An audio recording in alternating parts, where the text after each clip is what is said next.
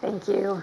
I'm so delighted to be here today. And today, I'd like to talk about technologies. I'm going to call them empathy machines that encourage us to dream that we might be able to sidestep physical presence in our relationships, both personal and political.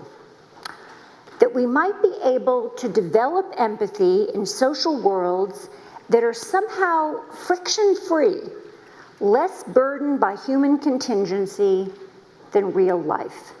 So, for example, virtual reality suggests outright that we might develop and sustain empathy in worlds where we feel that we're there without actually being there. So, to anticipate my main point, I see in these kinds of claims a kind of muddling of the difference between empathy, which I see as a particular specific response to a person, a particular kind of local recognition, a capacity to project yourself into the thoughts and the feelings of another person, and what I would call compassion, which is a much more global, diffuse emotion. That empathy-compassion distinction is very important to me. And I'm concerned because we don't know for sure if the claims of empathy machines about shortcuts are false. But what we do know for sure is that they're very seductive. The claims about the shortcuts are very seductive, and that when technology suggests something that we want to hear, technology can make us forget what we know about life. Now, I'm not anti-technology. I'm pro-empathy. That's my position here. Not anti-technology, just pro-empathy. And so my goal is that we should just take a breath, take a beat, take a moment, and proceed with caution in this very, very delicate, intimate, important area. So this is hard because technology is so seductive. In my research, I find that taking out an always available phone allows you to avoid a moment of boredom or a moment of anxiety. That's often the reason you do it. It's not just to accomplish something. It's to avoid a moment of boredom or a moment of anxiety. Going to an always available screen allows you to avoid what one young woman I interviewed called the lulls of conversation, the lulls of conversation. That's a human thing. She hates those lulls.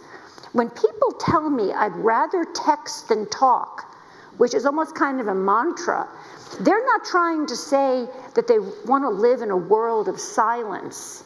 That's not what they're saying. Rather, they're saying that they want ways around a particular kind of conversation, an anxiety-provoking kind.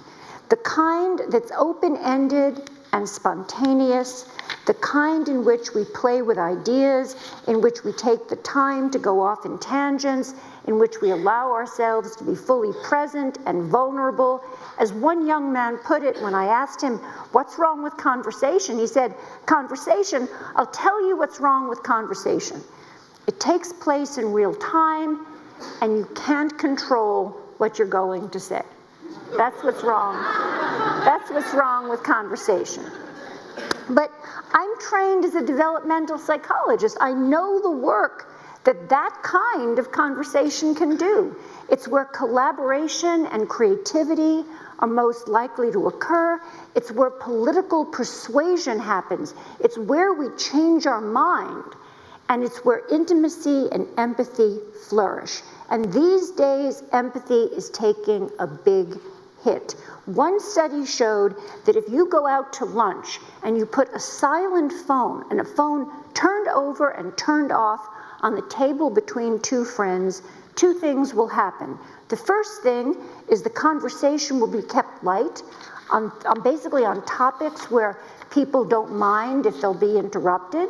So you have a trivial conversation. And the second thing that'll happen is that the two people in the conversation will feel less empathy towards each other, less of a kind of stake in each other. So it's not surprising, since that's an everyday occurrence, that in the past 30 years, we see a 40% decline among college students in all of the ways that we know how to measure empathy, with most of that decline taking place in the past 10 years, a decline that researchers attribute to the presence of digital devices. Yet today we're fascinated with what I'm calling empathy machines. Some represent technology as having empathy, some present technology that's designed so it might perhaps generate empathy in people, providing us with empathy faster and in a less anxiety-provoking way than that old-fashioned way we used to get it, that is, by talking to each other. Very quickly, what are some of these empathy machines? Texting and GChat are taken as empathy machines when I talk to families who tell me they want to fight by text.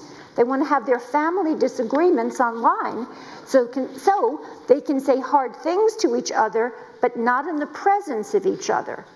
But it is the presence of the other person and learning how our words affect them that teaches us empathy. And for children, watching how this unfolds and that their elders care about how this unfolds teaches children empathy as a value. Fighting by text, where you put the emphasis on getting things right, on getting the right message out, also sets up the expectation that you too require crafted responses. It implies that you think that there is a way for people to talk to each other in which each party will say the right thing.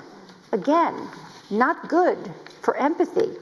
Families fighting by text brings up the question, too, of physical presence.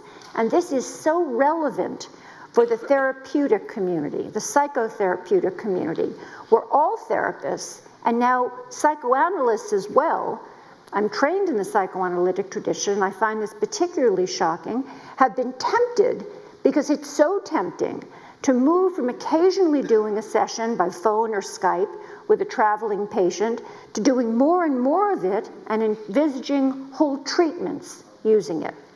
Now, why are those who have written most compellingly about the relationship between words and the body, and here I am referring to the psychoanalytic community, why are they so quick to abandon the body and what it brings to our understanding?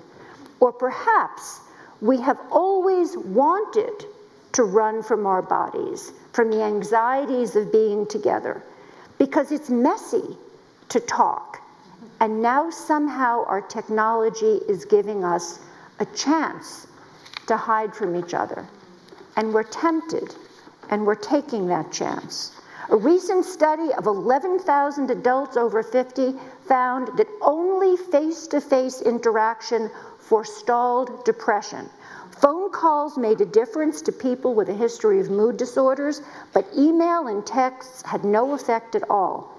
And yet, at MIT, I am surrounded by technologists' enthusiasm for robot companions, particularly for children and for the elderly. Again, technology can make us forget what we know about life. It's not enough to get someone talking to a robot. That's easy. It's easy to get someone talking to a robot or to a screen. We're like cheap dates. What presence does is to create the empathic connection that comes from knowing that a person who has lived a human life is listening with all of themselves, body and mind. That's how you create an empathic connection. That is the compact, the ethical compact between generations. And I think we forget this compact between generations when we design robot companions for the elderly and robot companions for children. And now my closest colleagues are creating computer agents that will engage you as psychotherapists without the benefit of having known a human life, human loss, human love. More empathy machines. The argument goes that if the agents can fake conversation, they can do the job. The idea is that as if relationship is relationship enough.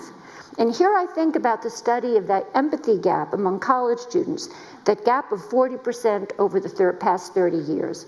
The lead author on that study, Sarah Conrath, told me that she became depressed after it was completed, not surprising, and her response was to go off to design what she called empathy apps for the iPhone. If you practiced on these apps, you might do better at developing empathy, at least on a paper and pencil test. And in this, she followed a very common impulse. If technology got us into a problem, technology maybe will get us out of it. And I understand this feeling, but I also think it's a myth. I think it's a pretense that takes us away from the obvious.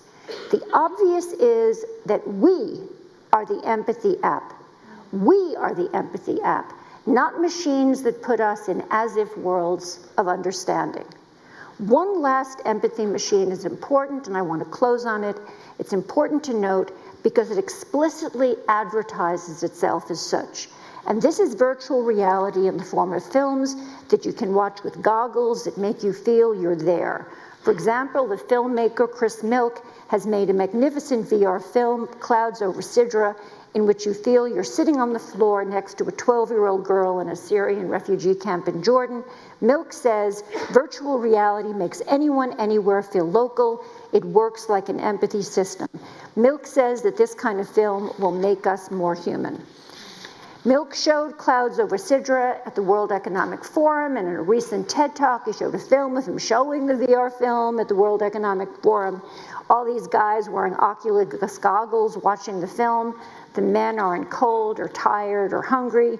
They aren't talking to any refugees. Where have they been? What are their fears? In the early days of the internet, the great director Wim Wenders made a film, To the End of the World, and I want to close on this, where people discover a way to film their dreams. The result, the characters in that film walk around with blankets over their heads, enthralled by their dreams, not even wanting to look up or talk to other people. And now we dream of watching the edited films of each other's lives, a shortcut to the long imperfect walk of talk and silences and boredom and anxiety and friction from shared experience. I hear dreams of a more objective empathy, one that doesn't implicate our bodies and waste our time.